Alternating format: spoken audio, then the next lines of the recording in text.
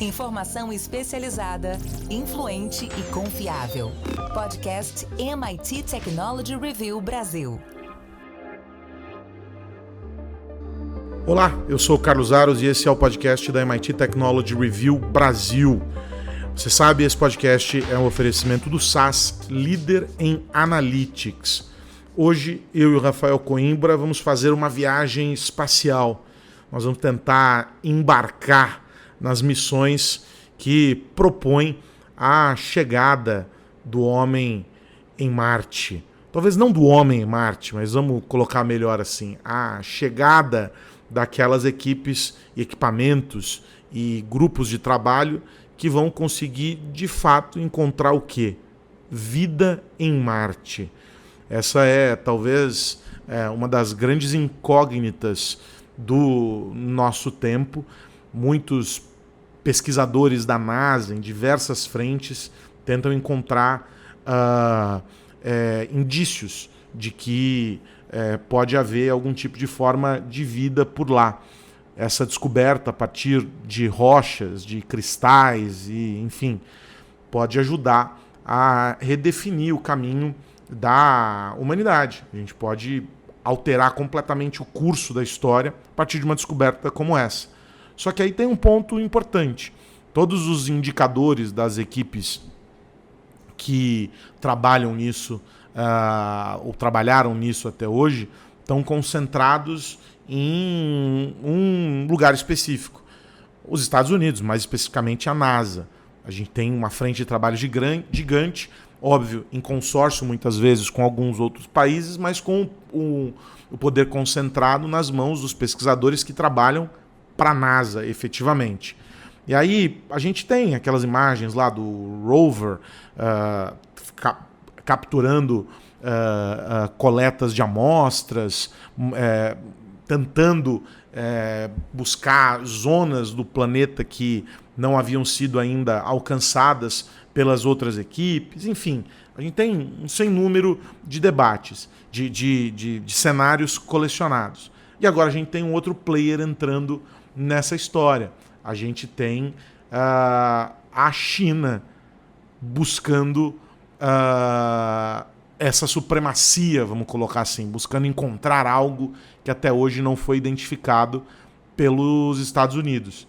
A gente está reeditando a corrida espacial, uma corrida que talvez não queira colocar o homem em Marte, mas quer mudar a história do homem a partir da descoberta do que tem em Marte e se tem vida por lá.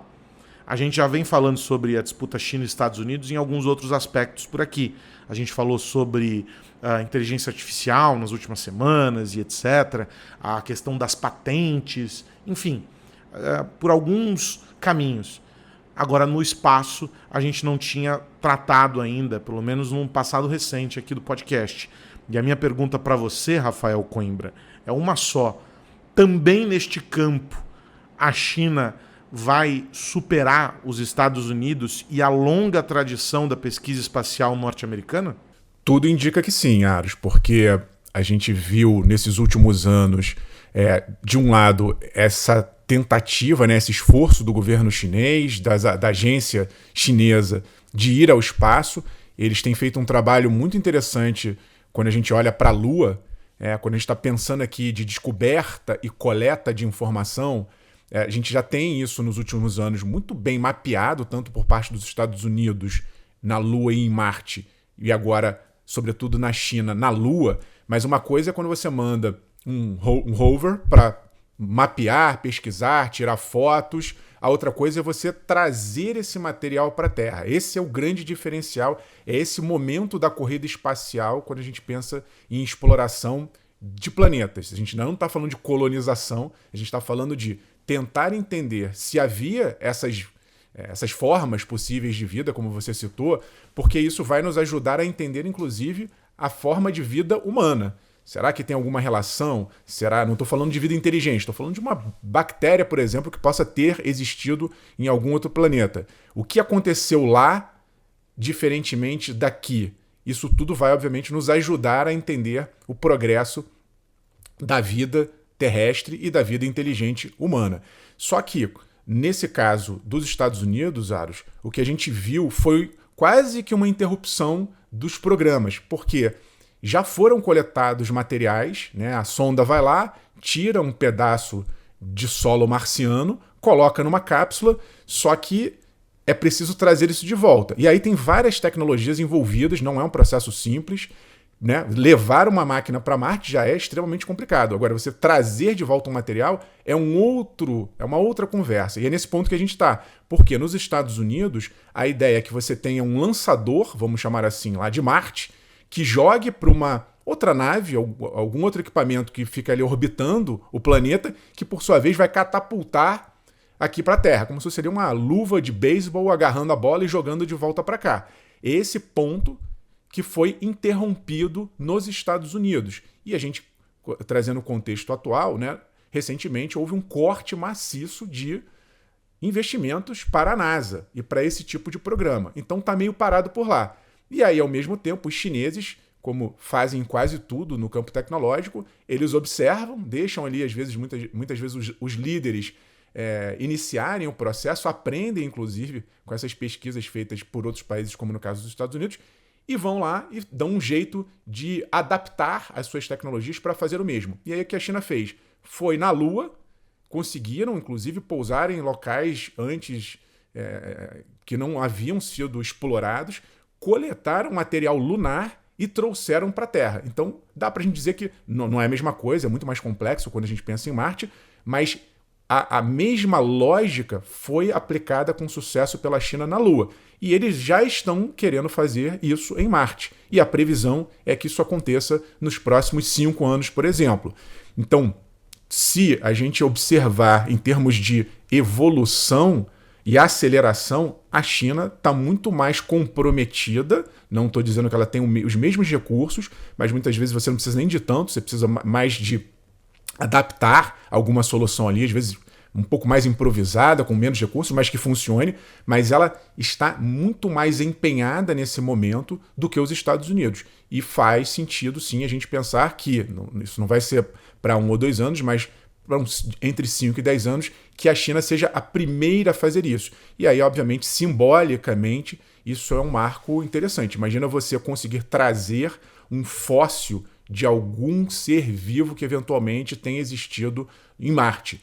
Isso muda os rumos da humanidade simbolicamente e em termos de pesquisa, porque tendo esse material aqui na Terra, obviamente os cientistas vão poder se debruçar nesse material e analisar isso tudo com muito mais eficácia do que a distância por simples fotos. Ô Rafa, eu queria, antes da gente falar sobre o desafio, porque trazer as amostras para cá talvez fosse o primeiro passo de uma longa caminhada para em algum momento conseguir enviar e trazer de volta pessoas, né, seres humanos de Marte. Mas antes de chegar nisso, eu queria falar sobre a geopolítica da corrida espacial, né? Porque não é segredo para ninguém que a China se posiciona como uma grande potência a fazer frente aos Estados Unidos.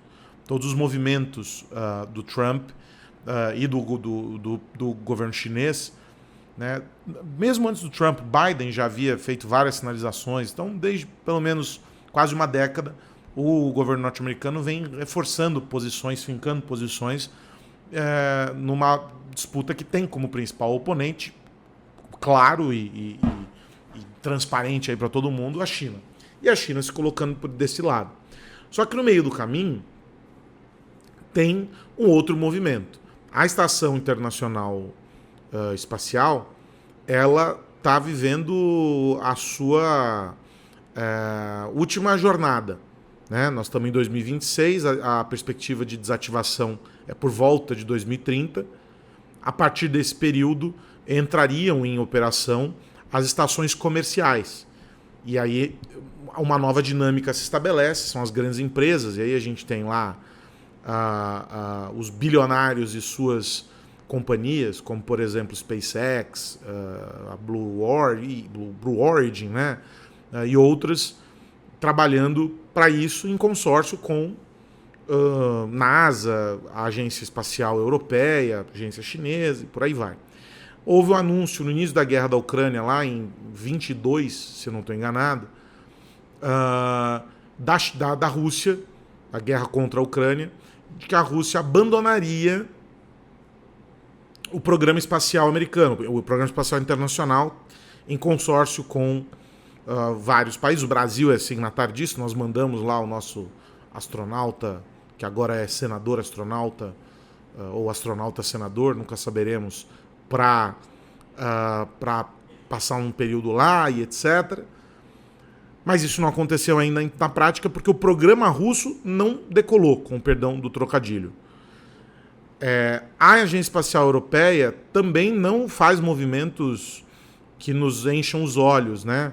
Do ponto de vista de independência, ainda caminha meio de lado.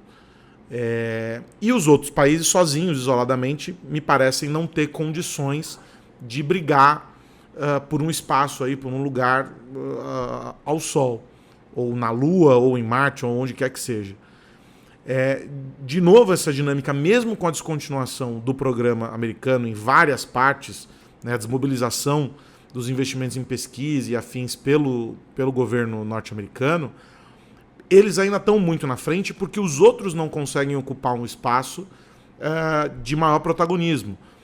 Ou porque não tem condições financeiras ou tecnológicas, ou porque isso não é estratégico sob a visão deles e tal.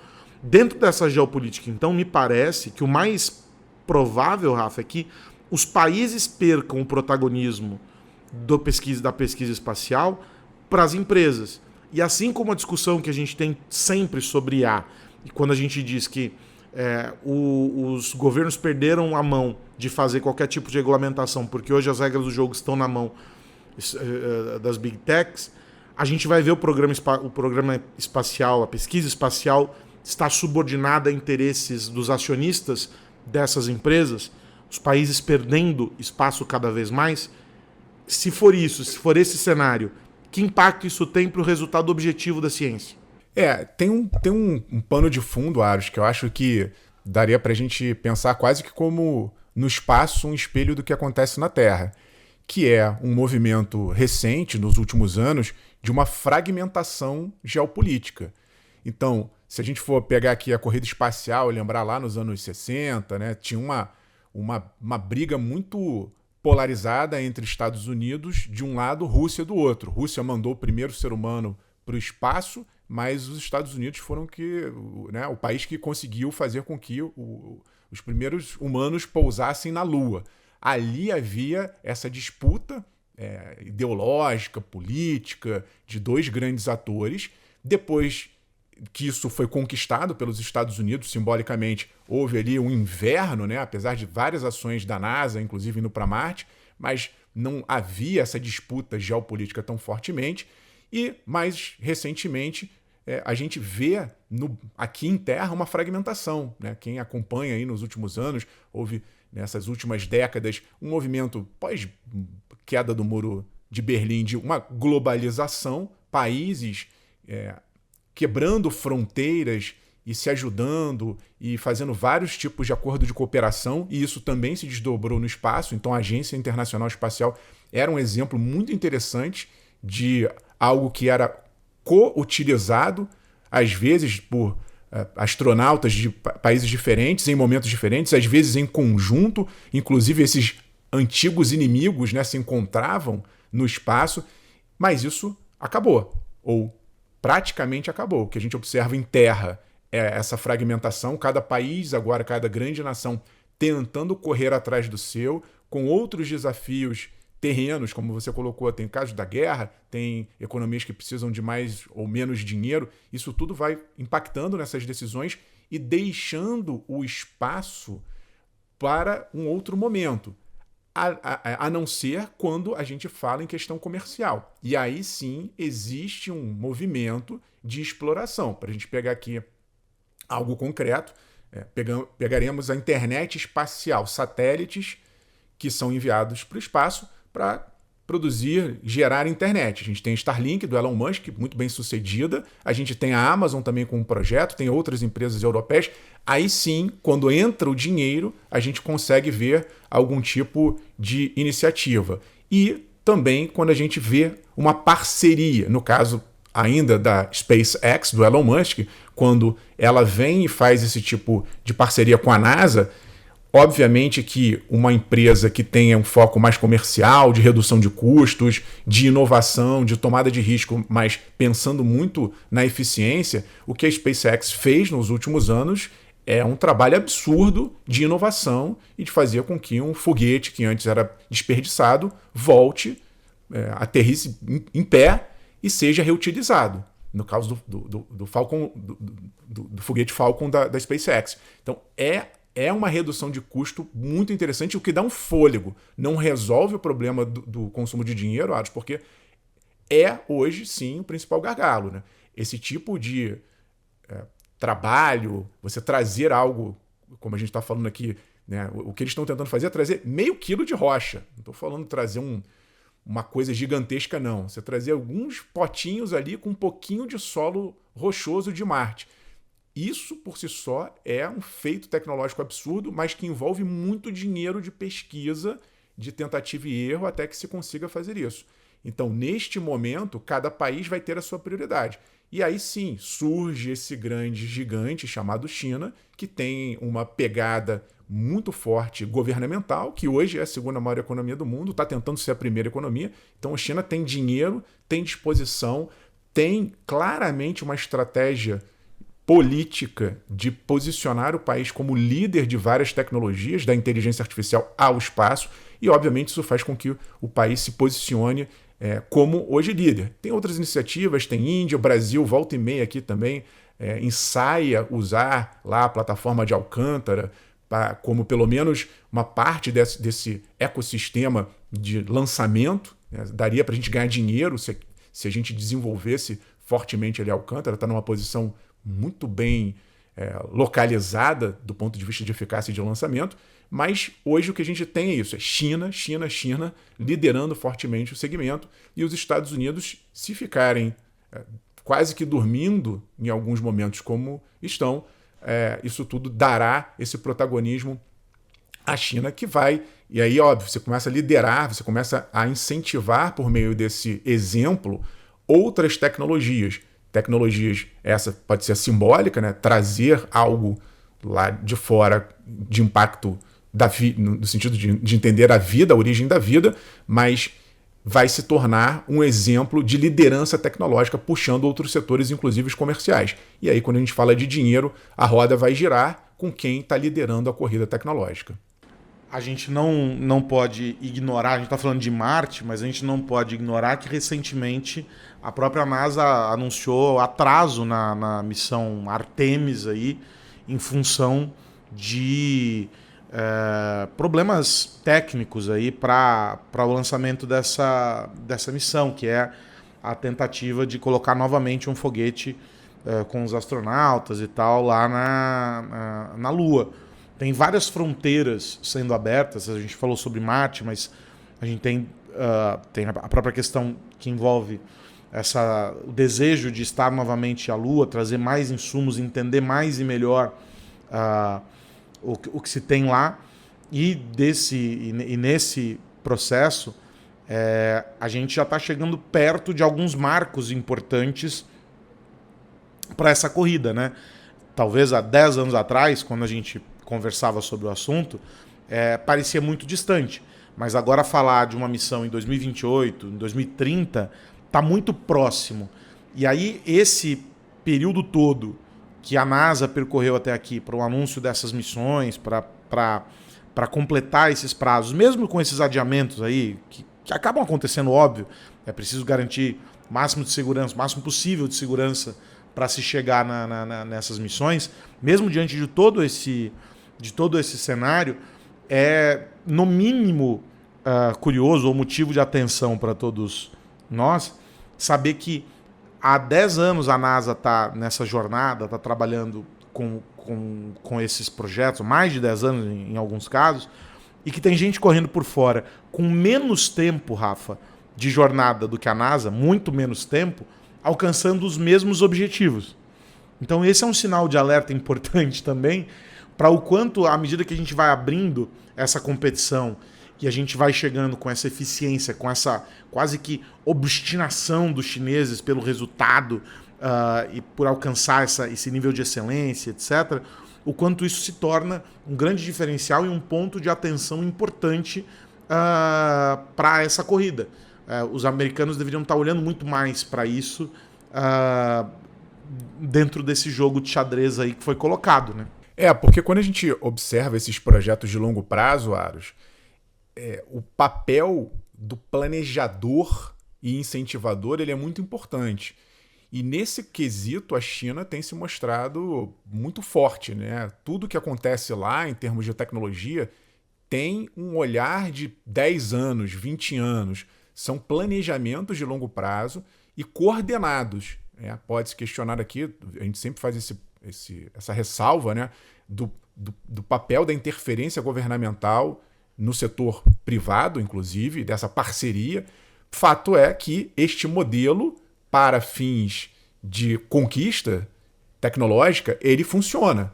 Então, tudo lá tem um planejamento. Vai da educação básica de criança ter que aprender inteligência artificial na escola até missões planejadas como essas que a gente está falando aqui, comentando sobre Lua e Marte, de uma maneira sistemática, coordenada e sistemática. Em contrapartida, o que a gente observou nos Estados Unidos e observa é algo que, de um lado, não tem essa mesma garra, vamos chamar assim, essa mesma determinação no sentido de não é hoje a coisa mais importante do mundo para o governo norte-americano, há outras preocupações lá que não são o espaço. E no caso das parcerias comerciais, eu adicionaria, Aros, um elemento que é o seguinte: por um lado, isso faz muito bem quando você tem parceiras como a Boeing, como a SpaceX, que ajudam a, muitas vezes, destravar a burocracia governamental, ou muitas vezes esse espírito mais startupeiro de correr riscos, de ousar mais. Isso tudo é muito bom, inclusive a gente mede isso em resultados. Acabei de falar aqui dos foguetes da SpaceX. Por outro lado, às vezes pode ter ali alguma, vou chamar de algum desejo pessoal desses magnatas da tecnologia que, por sua vez, também podem impactar o rumo da história. Então, quando a gente está pegando aqui o Elon Musk, por exemplo, volta e meia, tem hora que ele vai e dá uma pressão maior e diz: não, a gente está fazendo o maior foguete do mundo, a gente vai para Marte, a gente vai colonizar Marte. E há pouco tempo ele falou: não, acho que não, vamos dar uma segurada, talvez Marte não seja o momento, talvez seja melhor a gente pensar na Lua.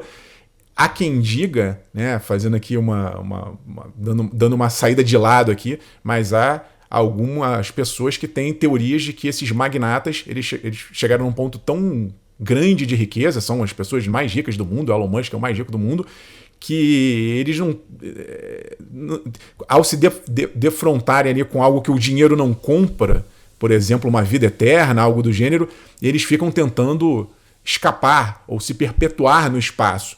Estou aqui filosofando um pouco, mas quando a gente olha para essa mistura de objetivos pessoais com objetivos que deveriam ser, na minha avaliação, mais governamentais, estratégicos e sociais, isso também pode gerar ruído. Isso causa descontinuidades, acelerações e freios por simplesmente alguém, eu quero isso ou não quero aquilo.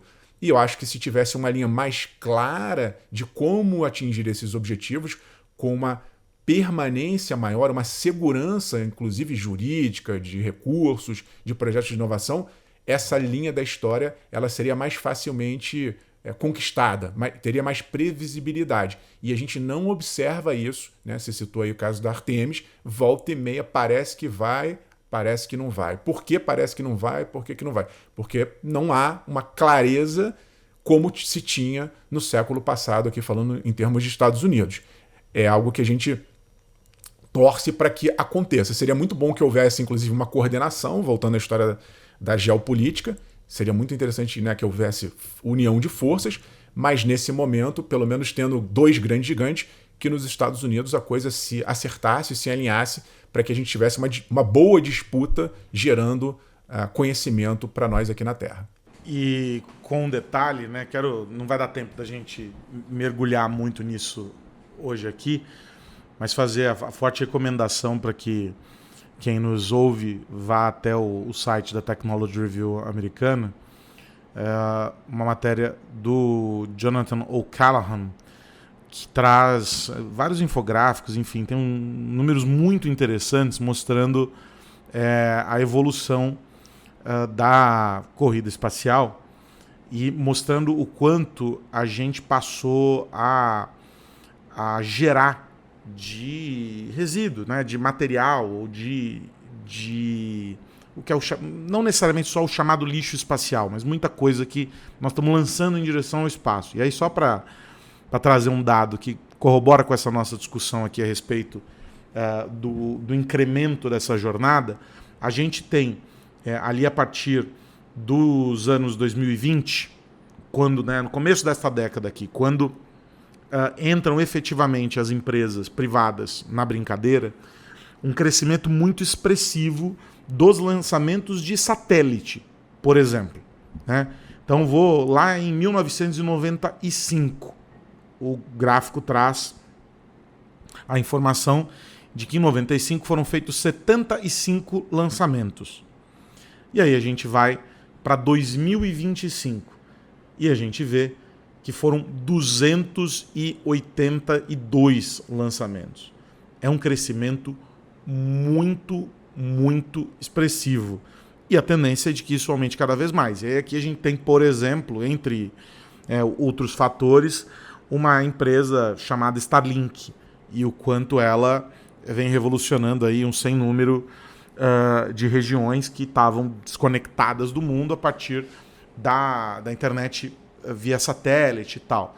Então você tem um incremento significativo desse movimento, estimulado por essa galera que está correndo por fora, com interesses e com finalidades muito, muito específicas e mercadológicas. Vale muito olhar o gráfico ali. Agora o crescimento tem vários gráficos ali com recortes diferentes, falando sobre lixo espacial e tal, mas esse dos satélites me chamou a atenção, Rafa. 95, 75 lançamentos. 2025, 282. É um número absurdo, né? E tá realmente muito concentrado aí na Starlink, também do Elon Musk, né? Então, se você... Nos últimos 5 anos, o número é esse, né? A gente saltou... Tô falando aqui especificamente de satélites. Esses satélites que, em sua maioria, são usados para a internet. Então, nos últimos 5 anos, houve um aumento passou de 3 mil para 14 mil em 5 anos. Sendo que desses 14 mil, a gente tem 10 mil satélites da Starlink. Veja que é quase que um monopólio hoje, tem outras empresas operando, aí a expectativa é que isso aumente, a Amazon está com o projeto LEO, que também tem a mesma pretensão de criar ali um cinturão de internet espacial, e isso obviamente vai gerar detrito, né, Aros? Porque algumas peças dessas vão ficando obsoletas, vão sendo descartadas, outras são muitas vezes usadas como teste e ficam lá. Então tem hoje... A última estimativa é que tem 50 mil pedaços de detrito rodando no espaço. E, obviamente, isso se torna até uma preocupação, porque daqui a pouco a gente vai ter ali um cinturão tão grande de equipamentos, né, de metal ali no espaço, que pode prejudicar desde a visibilidade de astrônomos até, eventualmente, ocorrer algum risco ali de choque, inclusive entre satélites, colocando em risco as operações espaciais. Bom, vamos voltar a falar disso dentro em breve aqui neste podcast, mas enquanto isso, Rafael Coimbra, eu pergunto a você, o que deverá estar no nosso radar nos próximos dias? Eu tô de olho, Aros, numa reviravolta. A gente chegou a comentar aqui há um tempo atrás, quando a Netflix fez ali uma oferta forte para adquirir a Warner Bros. E agora a coisa mudou, porque naquele momento todo mundo já estava dando como certo, ia ser uma grande fusão, ia mudar o paradigma, né? Uma empresa de streaming comprando uma empresa que tinha estúdios, e de repente a Paramount Skydance fez ali um contra-ataque ostensivo, começou uma disputa, mas ainda assim muita gente não levava fé de que a Paramount conseguiria comprar a Warner Bros.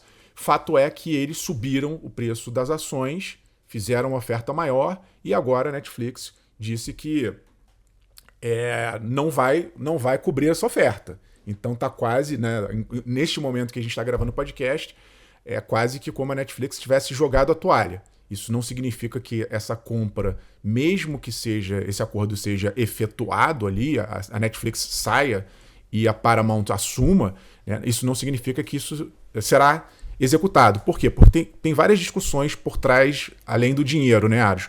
Havia ali, no caso da Netflix, uma preocupação muito grande de uma concentração de poder de uma empresa de streaming. Então, a gente sabe, por outros setores, né, as redes sociais estão sob escrutínio das autoridades norte-americanas nos últimos anos, há ali um olhar muito feroz de, olha, vocês não podem se tornar tão grandes quanto já foram. No caso da Netflix, poderia haver ali algum tipo de empecilho, e agora essa mesma lógica, ou essa mesma preocupação se volta para o mundo físico.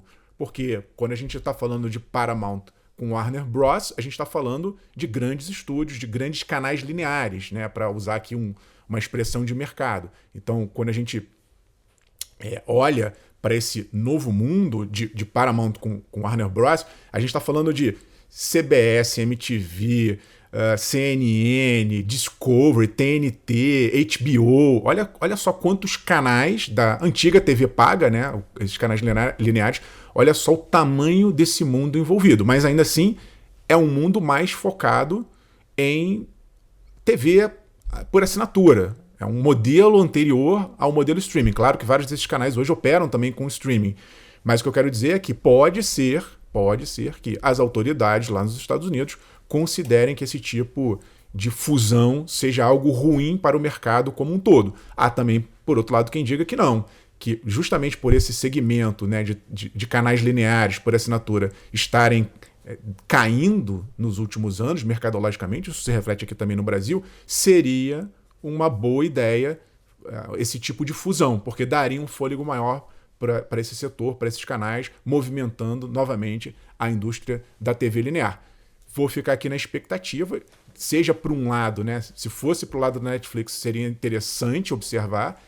Agora, vindo para o lado mais digital analógico, sem ser streaming, também é interessante. E fico também na curiosidade para saber quais são os próximos passos da Netflix. Porque era um movimento ousado, um movimento interessantíssimo, e agora a empresa volta a ficar ali no cantinho dela. Não estou dizendo que ela é pequena, ela é gigante, ela ainda é líder quando a gente olha em diversas estimativas, mas foi um baque para a Netflix e a gente vai acompanhar agora o que ela vai, se ela vai dar algum outro tipo de contra-ataque. Não me parece que nesse caso, acho que ela já desistiu mesmo, mas talvez ela tenha aí alguma carta na manga em outro segmento para seguir liderando no mundo do streaming e não só nele.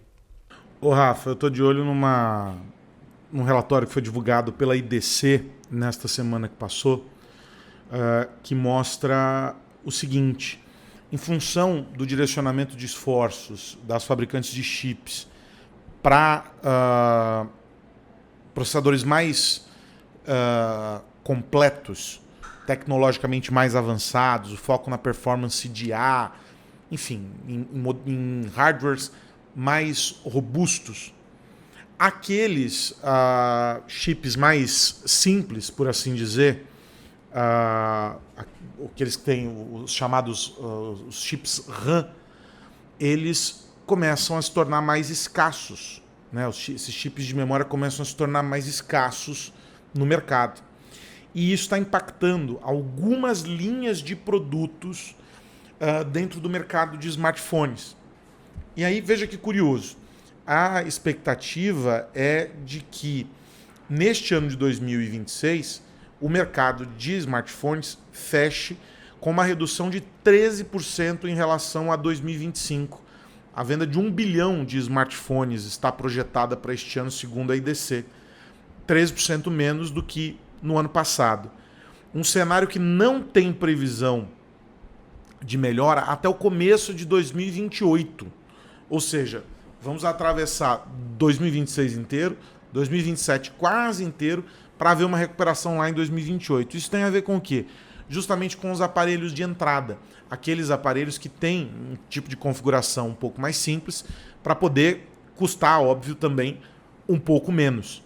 Tem a ver com esse direcionamento e que, dentro de uma lógica de ecossistema, mostra como a evolução de outros produtos, que inclui, obviamente, também algumas categorias de smartphones, mas a gente olha para Smart TVs, a gente vai olhar para alguns consoles para jogo, vestíveis e toda essa linha de aparelhos conectados que tem buscado performances maiores, começam a disputar espaço com os chips tradicionais.